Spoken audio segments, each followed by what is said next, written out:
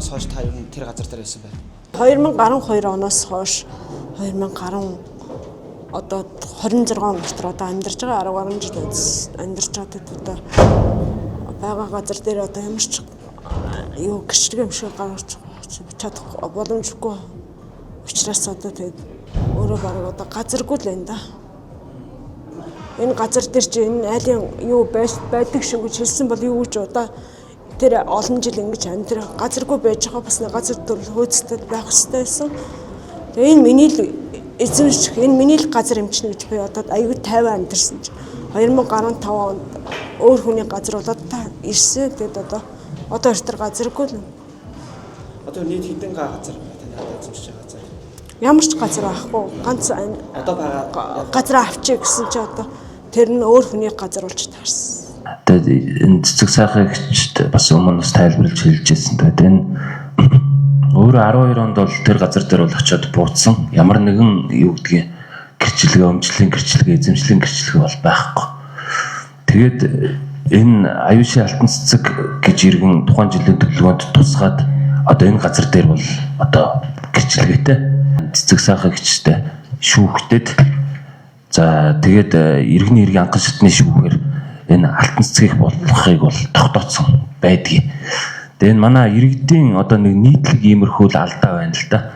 Өөрсдөө олон жил одоо энэ газрыг эзэмшиж ашиглаж байгаа бол богино хугацаанд хүсэлтээ өгөөд энийг өөрийн болгож авах. Нэгдүгürt, хоёрдугаарт өөрийн гэсэн энэ эзэмшил газраасаа илүү газар хашаалах. Тэгээд нөгөө юу гэдгийг тэрийг мэдээллийн санд баталгаажуулаагүйгаасаа болоод барилга байшингуудаа энээсээ гаргаж байгаа эсвэл өөр айлын газар руу ороод хашаалж байгаа тэр иймэрхүү тохиолдлууд буцаад нөгөө юу гэдгийг энэ зөрчил болж гарч ирээд байгаа. Өөр иргэнд эрх шийдэ одоо эрх нь олгогдсон байгаа юм шүү дээ. Энэ шийдвэрлэх хугацаа нь хизээ шийдвэрлэгдсэн. 2015 онд цэцэг сайхан та ерөөхдөө мэдээллүүдээ сонслоо тийм ээ. Хэдийгээр яг 12 онд тухайн үед одоо энийг авах хүсэлт гаргаж ирсэн. Гэхдээ одоо тэрнээс хойш одоо юу гэдэг өргөдлөө ахиж аль биесээр гаргаж баталгаажуулаад ийм одоо процесс явагдаагүй юм байна гэж ойлголоо. Тэгтэл одоо энэ давхцсан гэдэг асуудал маань мөн ялгаа авахгүй одоо 2015 онд тухайн одоо нэг газар өмчлөх иргэний хүсэлтийн дагуу баталгаажаад ингээд эрхэн нэгдсэн. Тэгэхээр энэ нөгөө саяын одоо нэмж одоо төгсөн тайлбаруудаар би дахиж нэмж дуртаад яах вэ? Тэгэхээр иргэд та бүхний маань одоо бас өөрсдийн энэ одоо хуулиар олгогдсон эрх боломжоо эдлэх энэ цаг хугацаан дээр аягүй их юм өөртөө одоо санаачлагтай ийм байхгүй бол тэртээ дөрвөө хууль журам холбогдох одоо хүрээндээ л төрийн байгууллага ажиллана. Кадастрын зураг хийж өгсөн байхгүй юу? Өөдөөсөө хараад бүр тэг би яхаа гол нь гэрчлэгээр аваагүй л буруутчихад байгаа байхгүй юу?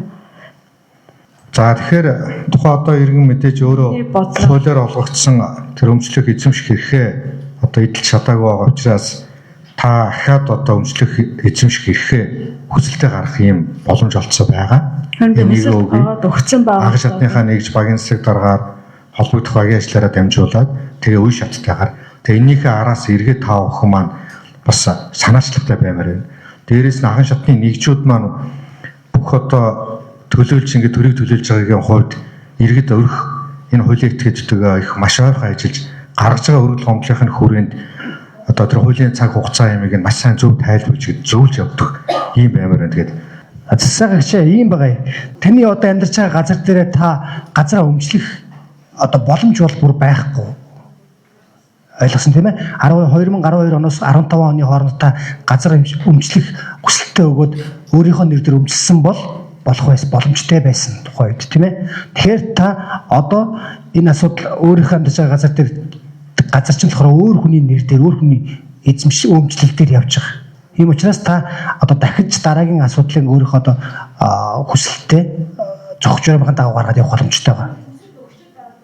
Та тэр хүсэлт чинь одоо өгсөн байгаа хүсэлт чинь өөр газар байх ёстой шүү дээ. Тэрийг ойлгож байгаа тийм ээ. За.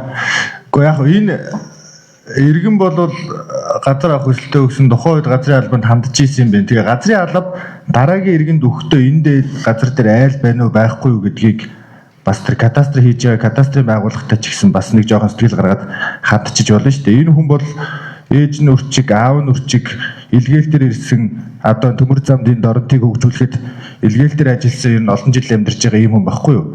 Тэгэхээр энэ шинээр газар айл амьдарч байгаа газар дээр газар яагаад давхцуулж олгоод байгаа юм бэ гэдэг асуудал дээр л хяналт тавихгүй болвол энэ асуудал хизээс дуусахгүй шүү дээ. Энэ иргэн мэдээлэлгүүдэл ингээд одоо хохирчоод одоо тэр албан ёсоор хууль ёсны эзэмшигч чинь өөр хүн болчоод одоо тэр байгаа газараас нүүхэр болчоод байгаа хгүй. Тэгэхээр иргэний буруу юм шиг энд тайлбар өгөөд ээж бас болохгүй байхгүй. Газрын алба тухайн үед хариуцлагатай байсан болвол энэ газар дээр чинь айл амьдарч ижтэй алтан цэцгээ та энэ хажууд нь авах боломж байна уу гэдэг юм уу тэр төлөвлөгөөнд ороход нь тэгж ажиллагаа хийж иж одоо энэ иргэнийг буруутгах нөхөөс иргэн та одоо хариуцлагагүй байснараа газар авч чадаагүй байна гэдэг асуудал бол бас нэг талдаа өрөөсгөл шүү гэж санал хэлэх гэсэн юм аа. Баярлалаа.